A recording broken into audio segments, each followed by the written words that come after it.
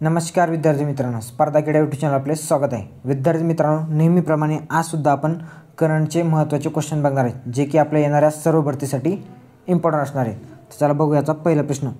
Batted royal फुलपाखरू प्रथमच कोणत्या राज्यात आढळले आहे? तर कोणत्या? त्रिपुरा राज्यामध्ये ते आढळले आहे. बघा, जगातील पहिले खाजगी आदिवासी विद्यापीठ कुठे असणार? तर कोटा येथे असणार आहे. कोणत्या देशाने मृत्यूदंडाची शिक्षा रद्द केली आहे? तर झिम्बाब्वे या देशाने काय मृत्यूदंडाची शिक्षा रद्द केलेली आहे. बघा, आता नेक्स्ट बघा, कोणत्या राज्याने वनगुन्ह्यांची तक्रार करण्यासाठी गुरुदक्षी ऑनलाईन FIR प्रणाली सुरू केली आहे? तर कर्नाटक या राज्याने सुरू केली. कोणती आहे? गुरुदक्षी ऑनलाईन FIR प्रणाली. बघा, ही कशाची? वनगुन्ह्यांसाठी आहे. बघा, वनगुन्ह्याची तक्रार करण्यासाठी. वरुण नौदल सरावासाठी कोणत्या देशाने चार्ल्स डी गॉल हे विमान वाहतूक जहाज गोव्यात आणले होते? तर फ्रान्स या देशाने आणले होते. बघा, कोणत्या? आपल्या वरुण नौदल सरावासाठी कोणतं येते? चार्ल्स डी गॉल हे विमान वाहतूक जहाज फ्रान्स या देशाने आपल्या गोव्यामध्ये आणलं होतं. बघा, कोणत्या राज्याच्या वन विभागाने महाभारत वाटिकेची स्थापना केली आहे? तर उत्तराखंड या राज्याने केली आहे. बघा, काय? तर महाभारत वाटिकेची स्थापना केलेली आहे. नेक्स्ट बघा, आता कोणत्या देशाने 1 जानेवारी 2025 पासून चेहरा झाकण्यावर बंदी घातली आहे? तर स्वित्झर्लंड या देशाने चेहरा झाकण्यावर बंदी घातली. कधी? 1 जानेवारी 2025 पासून. बालविवाह रोखण्यासाठी कोणत्या देशाने बालविवाह मुक्त मोहीम सुरू केली आहे? तर नेपाळ या देशाने सुरू केली आहे. कोणती संस्था वित्तीय स्थिरता अहवाल जाहीर करते? तर RBI करते, रिझर्व्ह बँक ऑफ इंडिया. काय? तर वित्तीय स्थिरता अहवाल जाहीर करते. बघा, ही भाषेतील अडथळे दूर करण्यासाठी कोणत्या राज्याने SWAR म्हणजेच काय speech and written analysis research प्लॅटफॉर्मचे उद्घाटन केले? तर गुजरात या राज्याने केले. ते काय? तर SWAR महत्त्वाचं लक्षात ठेवा. कशातील केलं? कशासाठी केलं होतं? भाषेतील अडथळे दूर करण्यासाठी केलं होतं गुजरात या राज्याने. पश्चिम विभागीय परिषदेची पुणे येथे कितवी बैठक पार पडली होती? तर 27वी बैठक पार पडली होती. विद्यार्थी मित्रांनो, महत्त्वाचा पॉईंट आहे, परीक्षा दृष्टीने अत्यंत महत्त्वाचं आहे. बघा, आपल्या महाराष्ट्रात पश्चिम विभागीय परिषदेची आपल्या महाराष्ट्रात जर बघितली तरी 27 आपल्या महाराष्ट्रात टोटल ही 8वी बैठक होती. बघा, महाराष्ट्रामध्ये टोटल 8 वेळा आयोजित करण्यात आली. याच्या आधी 7 वेळा मग मुंबई येथे पार पडली आणि पुणे येथे बघा पहिल्यांदाच पार पडली. पुणे येथे काय ही पहिल्यांदाच पार पडली. टोटल बैठक किती होती? 27वी. आणि अमित शहा यांच्या अध्यक्षतेखाली पार पडली. बघा, कोणाच्या? तर अमित शहा यांच्या अध्यक्षतेखाली. आपल्या टोटल महाराष्ट्रामध्ये किती वेळा? तर 8 वेळा. महाराष्ट्रामध्ये लक्षात ठेवा, महाराष्ट्रामध्ये किती वेळा पार पडली? तर 8 वेळा. मुंबईमध्ये 7 वेळा आणि पुणेमध्ये पहिल्यांदाच पार पडली ती. आणि कोणाच्या? तर अमित शहा यांच्या अध्यक्षतेखाली ती पार पडली. आणि टोटल किती होती? तर 27वी बैठक होती. हे सगळे पॉईंट महत्त्वाचे बघा परीक्षे दृष्टीने. आणि सगळे पॉईंट काय करा? तर लक्षातच ठेवा. त्याच्यानंतर बघा, ज्ञानेश कुमार यांची देशाचे कितवे मुख्य निवडणूक आयुक्त म्हणून निवड करण्यात आली? तर देशाचे 26वे मुख्य निवडणूक आयुक्त म्हणून यांची निवड करण्यात आली. आणि महत्त्वाचा पॉईंट म्हणजे जो आता मुख्य निवडणूक आयुक्ताच्या बाबतीत जो कायदा बदल झाला आहे, कधीचा कायदा? 2023 नुसार जो कायदा नवीन बदल झाला आहे, त्या कायद्यानुसार निवड झालेले हे पहिलेच आहेत. बघा, पहिलेच मुख्य निवडणूक आयुक्त 2023च्या कायद्यानुसार बदल झालेले. आणि टोटल किती आहे? तर 26वे. त्याच्यामुळे हे सुद्धा पॉईंट महत्त्वाचे लक्षात ठेवा. बघा, आता एकदाही राष्ट्रपती राजवट न लागू झालेले राज्य कोणते? तर ते आहे छत्तीसगड आणि तेलंगणा. हे 2 राज्य असे आहेत तिथे काय तर एकदाही राष्ट्रपती राजवट लागू झाली नाही. आता राष्ट्रपती राजवट चर्चेत काय आहे? तर आपण जर बघितलं तर मणिपूरमध्ये बघा, मणिपूरमध्ये टोटल जवळपास 11 वेळा राष्ट्रपती राजवट लागू झाली. सर्वात जास्त वेळा कुठं? तर मणिपूरमध्ये. आता नुकतीच फेब्रुवारी 2025मध्ये लागू झाली. आणि मग सर्वाधिक वेळा राष्ट्रपती राजवट लागू झालेली कुठे? तर मणिपूरमध्ये. आपण जर बघितलं इंडियामध्ये प्रथम राष्ट्रपती राजवट कुठं लागू झाली? आपल्या भारतात प्रथम तर पंजाबमध्ये लागू झाली. बघा, पंजाबमध्ये राष्ट्रपती राजवट लागू झाली. त्यामुळे तो पॉईंट लक्षात ठेवा. आणि भारतात आतापर्यंत सर्वाधिक वेळा कुठं? तर मणिपूरमध्ये. आणि सर्वाधिक काळ जर बघितलं तर आपण सर्वाधिक काळ जर बघितलं आपण काय तर काळ तर जम्मू आणि काश्मीरमध्ये सर्वाधिक काळ राष्ट्रपती राजवट लागलेली. आणि सर्वात कमी काळ जर बघितला आपण त्यातल्यात सर्वात कमी काळ तर बघा बिहारमध्ये फक्त 7 दिवस राष्ट्रपती राजवट होती की. आणि त्याच्यानंतर जर बघितलं तर कर्नाटकमध्ये तिथे पण 7 दिवस होते. त्यामुळं महत्त्वाचे पॉईंट आहे. बघा, हे सगळं लक्षात ठेवा. सर्वाधिक वेळा राष्ट्रपती राजवट कुठं? मणिपूरमध्ये 11 वेळा. भारतात सर्वात प्रथम कुठं? तर पंजाबमध्ये. सर्वाधिक काळ जर म्हटलं तर जम्मू काश्मीरमध्ये. सर्वात कमी काळ बिहार आणि कर्नाटकमध्ये. तुम्ही पॉईंट हे नोट डाऊन करत चला. बघा, त्यामुळे हे महत्त्वाचे पॉईंट आहेत. परीक्षेला कोणताही पॉईंट विचारला जाऊ शकतो. आपल्याला इथं काय विचारलं तर एकदाही राष्ट्रपती राजवट लागू न झालं राज्य कोणते कोणते? मग छत्तीसगड आणि तेलंगणा हे लक्षात ठेवा आणि बाकीचे इतर पॉईंट सांगितले मी ते देखील लक्षातच ठेवा, कारण की कशावर देखील प्रश्न विचारला जाऊ शकतो. बघा, देवेंद्र फडणवीस महाराष्ट्र राज्याचे कितवे मुख्यमंत्री बनले आहेत? तर महाराष्ट्र राज्याचे 31वे मुख्यमंत्री बनले आहेत. राहुल नार्वेकर हे राज्याचे कितवे लोकसभा अध्यक्ष ठरले आहेत? तर ते 16वे लोकसभा अध्यक्ष ठरले आहेत. बघा, चला नेक्स्ट क्वेश्चन बघू. तीनही फौजदारी कायद्यांची 100% अंमलबजावणी करणारे देशातील पहिले राज्य केंद्रशासित प्रदेश कोणता ठरला आहे? तर चंदीगड ठरला आहे. बघा, म्हणजे तीनही फौजदारी कायद्याची काय 100% अंमलबजावणी लागू करण्यात आली चंदीगडमध्ये. 55व्या GST परिषदेची बैठक कुठे पार पडली? जैसलमेर राजस्थान येथे पार पडली. बघा, अध्यक्षते कोणाच्या अध्यक्षतेखाली? तर अध्यक्ष जर बघितलं आपण हे कोणाचे, तर निर्मला सीतारामन यांच्या अध्यक्षतेखाली पार पडली. निर्मला सीतारामन बघा यांच्या अध्यक्षतेखाली काय पार पडली. किती बैठक होती? तर 55वी. कुठे पार पडली? राजस्थानमध्ये जैसलमेर येथे. बघा, GDPच्या मोजणीसाठी नवीन आधारभूत वर्ष म्हणून कोणते वर्ष घोषित केले आहे? तर 2022-23 हे वर्ष GDPच्या मोजणीसाठी नवीन आधारभूत वर्ष म्हणून घोषित करण्यात आले. तो बी पॉईंट महत्त्वाचा लक्षात ठेवा. बघा, वन परिसंस्थेला ग्रीन GDPशी जोडणारे भारतातील पहिले राज्य कोणते बनले आहे? तर छत्तीसगड हे राज्य बनले. यांनी काय केलं? वन परिसंस्थेला ग्रीन GDPशी जोडलं आहे. बघा, 2024पर्यंत भारतीय अर्थव्यवस्था जपानला मागे टाकून कितव्या क्रमांकाची अर्थव्यवस्था बनणार आहे?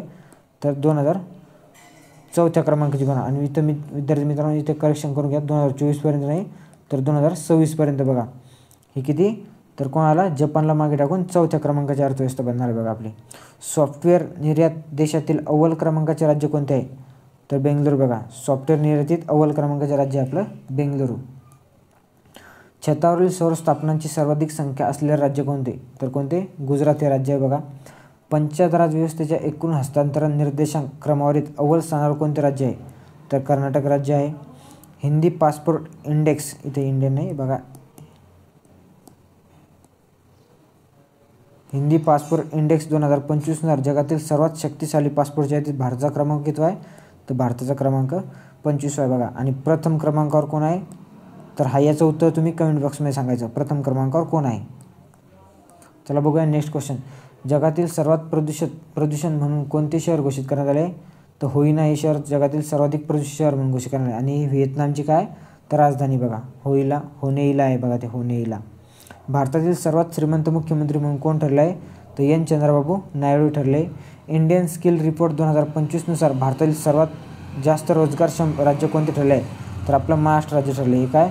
इंडिया स्किल रिपोर्ट 2025नुसार भारतातील सर्वाधिक रोजगारक्षम राज्य ठरले आपले महाराष्ट्र राज्य.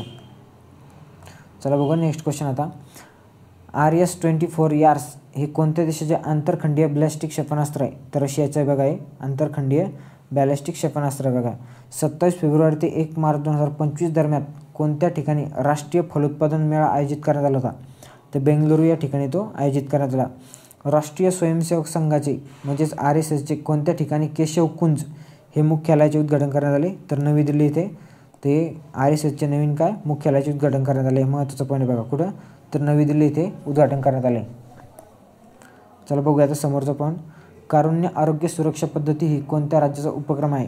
तर हा केरळ राज्याचा उपक्रम आहे. बघा, मानव व वन्यजीव संघर्ष कमी करण्यासाठी सरकारने कोणत्या राज्यात नीलगाई मारण्यास मान्यता दिली आहे? तर हरियाणा राज्यामध्ये.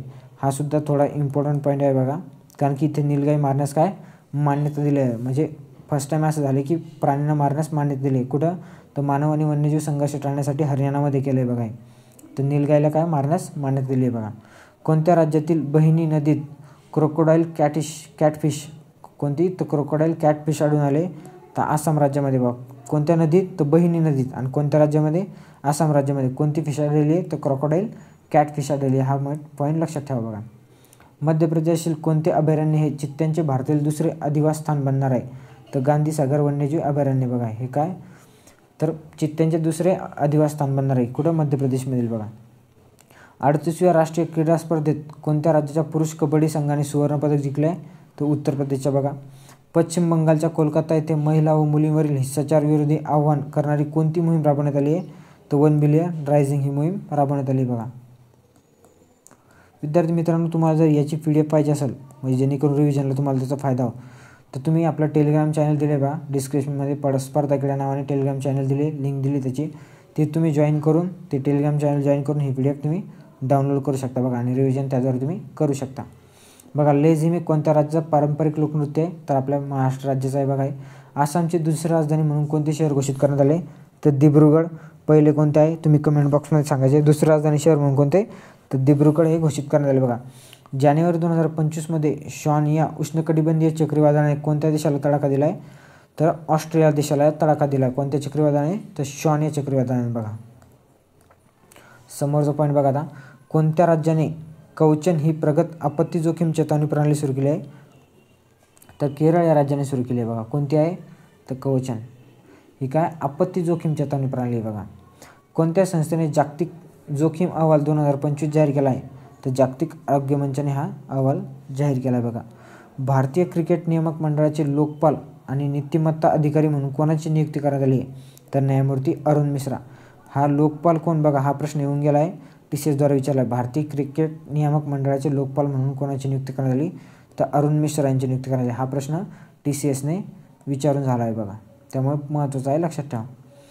कोणत्या राज्याने इंजेक्शनद्वारे दिल्या जाणाऱ्या 10 औषधावर बंदी आणली आहे बघा, पश्चिम बंगाल या राज्याने. काय केलं आहे, इंजेक्शनद्वारे म्हणजे दिल्या जाणाऱ्या 10 औषधावर पश्चिम बंगालने काय, तर बंदी आणली आहे बघा.